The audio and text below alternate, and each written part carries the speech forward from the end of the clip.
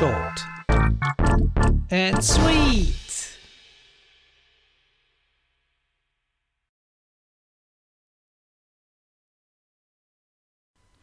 To start with, let me drag and drop this clip into Davinci Resolve.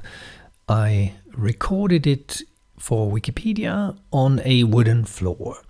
There it lands in the media pool and we can drag it into the timeline of Davinci Resolve now.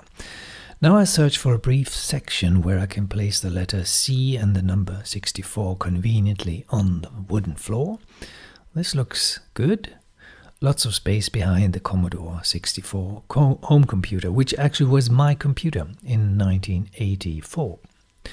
Now I select the remaining clip, and at the bottom of the window I choose Fusion. Fusion is a compositing tool. Actually, it's a powerful software within Davinci Resolve.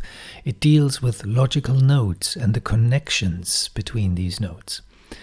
And I guide you here because the planar mask is not available in, for example, the color page of Davinci Resolve. Logical nodes are typical for compositing. Don't let them scare you off. On the left you have the media in node, which is our video clip. On the right side there's the media out node, which is basically the same as the in node because we don't do anything in between. The magic happens when we add a node in between, and that's what we'll do right now. With the media in node selected, press the shift and the space bar and you'll see a pop-up window appear with a search field at its bottom. Type in Planar. Fusion offers you the Planar Tracker and the Planar Translate node. We need the Tracker. Choose Add and it lands in between input and output.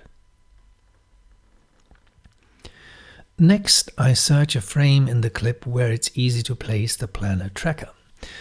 This one looks good, and after a first click in the image, I place the 4 points on the wooden floor. Now comes an important click. We need to tell Fusion that this is our reference frame from where to start the tracking process backwards and forwards. Click Set. Then the tracking starts backward and forward. This is real time on my slightly outdated Windows 10 computer. This is a magic because without effort, Fusion interprets the floor properly. The thing with compositing is that you need to place the new object into the established video 100% exactly. With 90% your audience will detect the fake easily. In Photoshop, which works with still images, this is very easy, almost trivial these days, but in video it is not.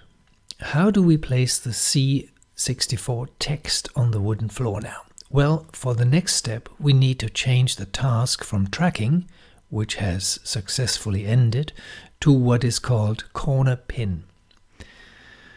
To understand this, the tracking process, which we finished, is not restricted to a certain area on the floor. It understands the whole floor, so to say. With the new quadrilateral, we tell Fusion where we want our text to appear. Aligning the 4 corners of the quadrilateral to the floor structure is helpful but not mandatory. And now let me deselect all nodes and choose the T icon for text. Having no other nodes selected makes the new text node appear separated from the 3 others. This helps us making connections on our own. In the inspector there's an empty text field and I type C64. No text in the image, because I need to make a connection. I drag the output of the text node right on top of the Planar Tracker node. This tells Fusion that our text will be restricted to the previously chosen area. And can you see it? I can. Very tiny. With the text node selected, we can change the size. Here is the C64 planted precisely on the floor. At the end, where no tracking happened, we see the C64 float on the floor. Same thing happens at the beginning. The yellow bars show the tracking space.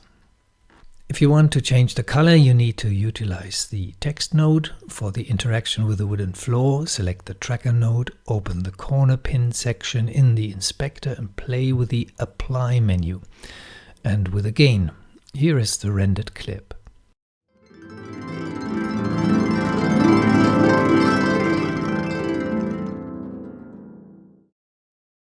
Before we quit, let me delete the text node and import an image into the media pool. Could be a video as well.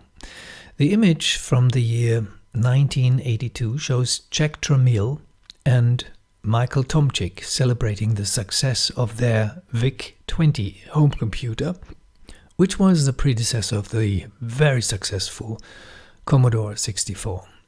Jack Tramiel was born in 1928 in Poland.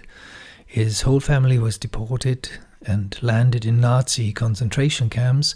His father, Abram Joseph, most likely died from an injection of gasoline.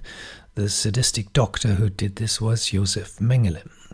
Jack Tramiel was freed by the American troops in 1945. He emigrated to the US, worked as a taxi driver, then founded a typewriter company, later Commodore business machines, and the home computer division of Atari. The Atari ST computer, highly successful computer, especially in Europe, was partly his idea. Tramiel died 83 years old. Well, having said all that, let's drag the photograph into the Fusion node section and connect it to the Planar Tracker node as we did it before with the text node. The image appears on the wooden floor. Folks, it's always a pleasure. Have a good day.